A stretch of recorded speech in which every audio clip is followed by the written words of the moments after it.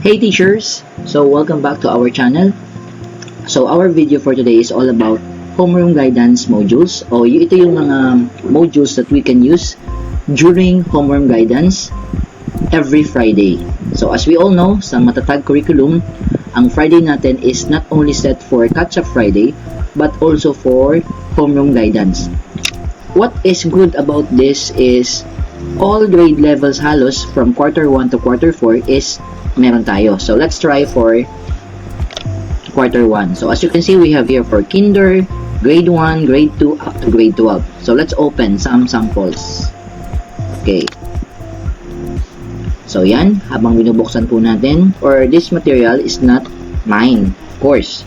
So there are people behind this, the one who created, drafted, and or developed this modules for homeroom guidance. Ayan po, the development team.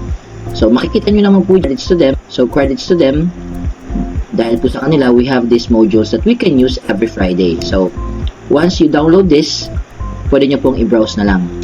Again, teachers, ito po ay way ko lang on sharing also these files nang makaabot siya sa ibang mga teachers. I am using this platform nang sa gayon ay makita, or if ever may dumaan sa ating channel, makita po nila yung self-learning modules na to or itong mga modules at i-download na lang. Wala po itong password. So, how to download? Just check the description of this video and then makikita nyo po dyan yung link ng lahat ng mga homeroom guidance modules natin. So, ito naman po, for example, for grade 10. Ayan. Alright. So, this one will really help you.